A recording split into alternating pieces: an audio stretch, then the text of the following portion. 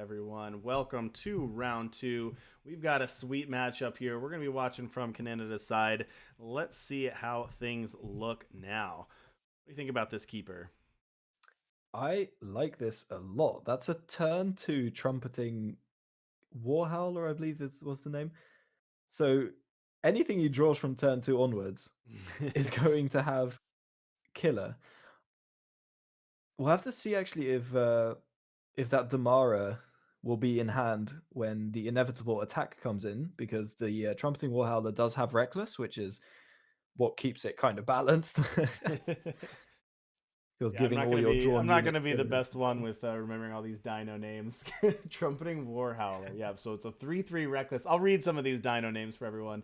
3/3 reckless. Inspired units you draw get killer. We also have the display bug up here. So Roshi, as you can see, does have a lot of cards in hand, but not quite that many. Has 7 cards, and you can see them at the top. Pretty good grip though. Devour, Vine Grafter, Send an Agent. Pretty much all the good tools there. Yeah, unfortunately for Canada, the send an agent is a pretty good top deck into a Dinos list. Mm-hmm. I'm pretty sure Rolling Spikeback was the only multicolored. Oh, and I learned Mizo, Mm-hmm. but most of the big hitting dinosaurs Look at can this. A get hit by free. send an Oh, agent. how bad does it feel to trade your dino for a 3/1 with a snowball in hand? But because of ambush, that's Yeah, how it works. So well played by Roshi there to get sort of a free trade off of that dino. It's pretty nice. and I think that's pretty much the only downside of having that trumpeting Warhowler come down on turn two is that the Damara was never going to leave the hand before the inevitable attack. So unfortunately, that was yeah, pretty bad Uh, trade for I was gonna make Canada. a joke about giving your 0/1 killer, but I guess that's not really the case here because logistics expert. I'm thinking Canada is not going to play this until it's a 4/5. I believe so, yeah. All Which right, is here comes actually this turn, Katra. I believe. Yeah, I think it is this turn. So somehow, yeah, this first couple rounds have gone pretty fast here, all the way at 5 power, 6 power this turn. Both players ramping up a Unfortunately, little though, bit. Catra did just put herself out of range of that killer attack, Yeah, so. well, Oh, the killer plus Snowball I guess actually does snowball. it. Yeah, you could do it with snowball. I guess that's fine. You don't. You're not. It's not really a 2-for-1. Yeah. Yeah, and he is going to go for it, it seems. Yeah, that Oh, he seems did like a draw another Snowball as well, so. yeah, that seems like a pretty good trade. I mean, you're trading your 1 drop and a snowball to take care of a Katra. That's pretty good. I guess it's more of a Seems fine. 5 drop, but yeah, pretty good. But here comes Marius Mandrake.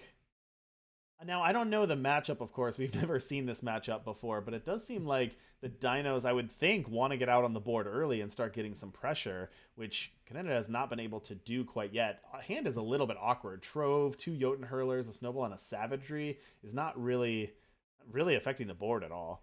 So it seems like Roshi's able to just really deploy exactly how they want, and they just went and grabbed an Azendel and really, 2 turns away, 1 turn away from being able to potentially deploy that. Yeah, and then another Yeah, I think initiate off the sands, another elf off the top. That's not really what I imagine this deck wants to do. I'm surprised he's playing so many. Uh, like, I probably would have stuck to just 4 logistic experts. Hmm. Because it doesn't seem like this deck wants to ramp that hard. Like, sure, it tops out at 6. But yeah, I'm not entirely sure about that one. But this matchup in general seems kind of Xenan favored. Yeah. Just the fact that a couple of the good aggressive units out of Dinos, being Rolling Spikeback and the Trumpeting Warhowler, Hmm. the fact that they do have Reckless Yeah. means you're playing into everything Xenan wants to do. Like Vinegrafter just gets free blocks. Yeah. The Damara, as we saw earlier, yeah, it doesn't seem great.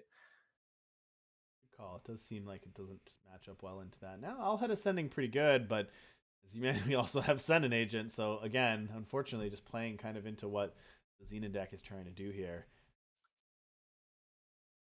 Oh, that's rough. The snowball could have taken care of one of the 1/1s from Azendel. Mm-hmm.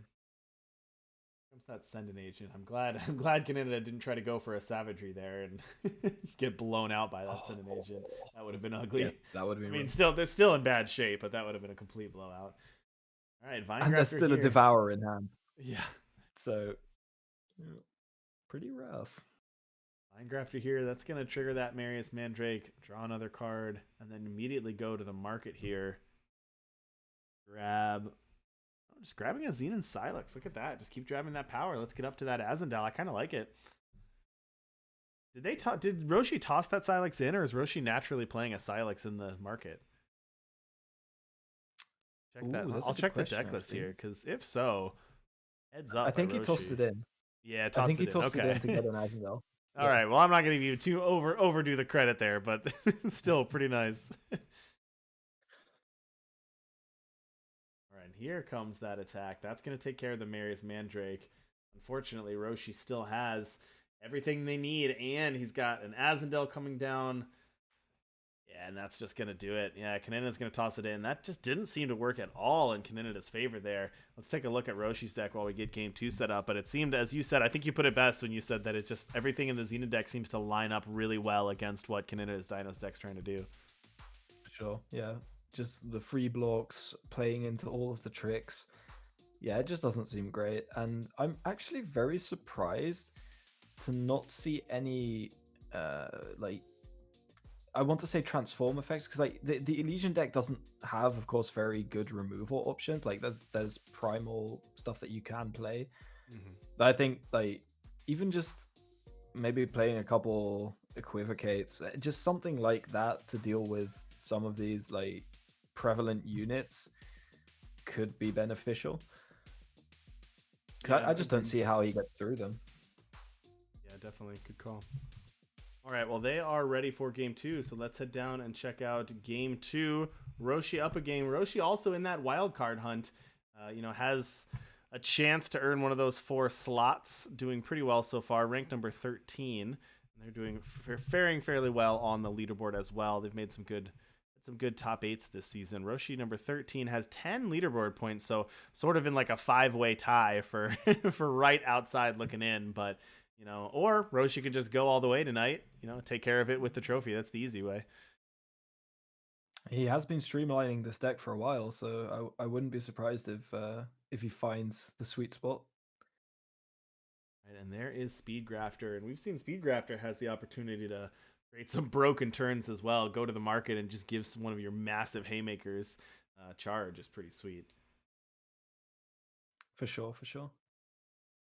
Yeah, I do like that the playing around the whole ultimate synergy gives you like the flexibility of you're running four grafters, which I mean, of course you can do that in other decks as well, but just the potential of being able to ultimate multiple of them in the same turn, getting those synergies going, and just like playing your win cons from the market is a good way to combat things like the hand disruption that we see from exploits, things like this.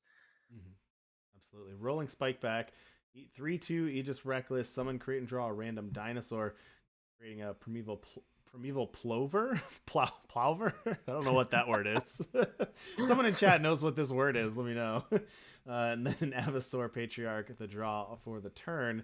So pretty good there. Now, Roshi did grab a Banish from that Speed Grafter last turn. Spent their turn to go to the market and get a Banish. I am actually like the more I think of it, the more I am super surprised that there's no equivocate in this list.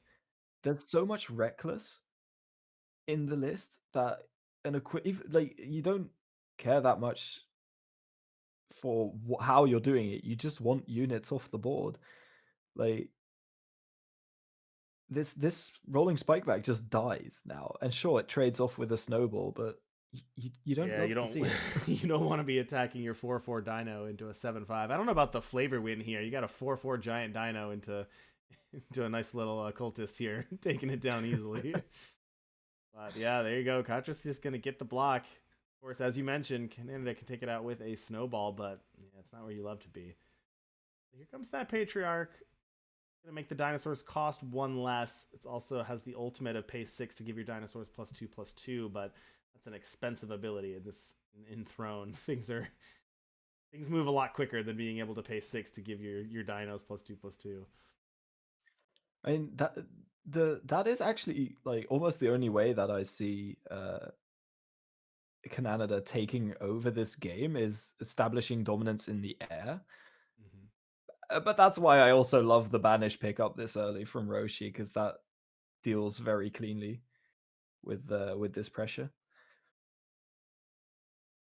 Yeah, and there we go. Here comes that trumpeting Warhowler again. 3/3 Oh, reckless. I just saw it. Have you seen it as well? With the There's a Nash at the Nash. top. Yeah. Yep. Ugh. That is rough. Oof. Nash 7/7 at the start of your turn. Play a 1/1 with killer. It also has charge and then summon. Put each unit with flying on the bottom of its owner's deck, and that's gonna take care of 2 of these units for free. So if it's a 7/7 charge with creating units every turn wasn't enough, let's also take care of 2 units in the process. There's actually a small lucky break here for Cananada. He had I forget what it's called, the 6-drop dinosaur in hand. Mm-hmm. I believe it has dinosaur ally It do does. Yep. something. Yep. Charge. Yeah. Right, yeah. So it does take care of that Nash, but if that flyer had still been on the board, it would have been banishable. So there's a small win there. But he has to trade it Good off with the call. Nash anyway, so That's it true. doesn't That's matter funny. that much. Look at this though. Canada kind of out of gas again. They've got a logistic expert, so that'll be a 4/5 next turn thanks to the amplify. Oh, look, you actually. So what is that? 9 to amplify it twice.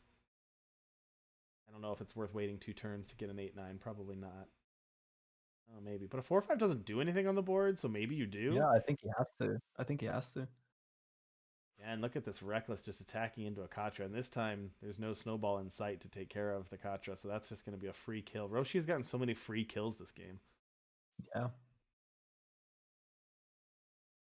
We did get called out though by Adequate Finch in chat. We are definitely underestimating how effective a 0-1 killer is at establishing dominance. True. That is Oh, true. he played it out. He played out the 4-5. Yeah. That's tough. I don't know. Also didn't play Yeah. the time symbol, interestingly. I does he have any? He doesn't have any fast spells, right? That he can pretend that he has. Yeah, I don't know if it's some maybe it's going to the market. You want to hold it, it's important. Right. Yeah. That would be my thought.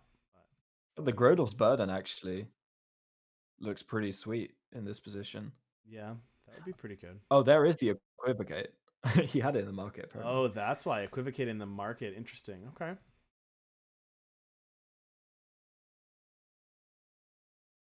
Azendel in hand for Roshi, but only at 7 power. Oh, but But this also Shadow it's the Creeper Shadow as well. Creeper. Yeah. Yeah. You can play it and cast it. Yeah, you can play it and ultimate at this turn. Oof. That does get rid of his Azendel though, so I don't think he wants to do that. Yeah, discard a card. Yeah, that's not worth it. Oh, ooh. He actually found some market access. That's pretty good position to be There you in. go, and that's what we were saying was Yep. holding that power to go to the market, and there's that Grodov's burden. So they ended up putting up a fight here. And that's actually really good because that means that Roshi can't just kill any of his units for free. Even-handed Golem, that's a pretty good draw. Let's get a couple more cards in hand. That's going to get a power and Ascendant Agent. Oh my god. Okay, yeah, that looks like game to me. Wait, actually, Canada is just dead on board. Yeah. I hadn't even seen that. Yeah, Yeah, he's kill just one of dead the on board. units and going to the market. Yeah, unfortunately, going to the market had to exhaust a unit. Block 1, but that's 6 coming through. So congratulations to Roshi taking a 2-0 over a great player in Canada. But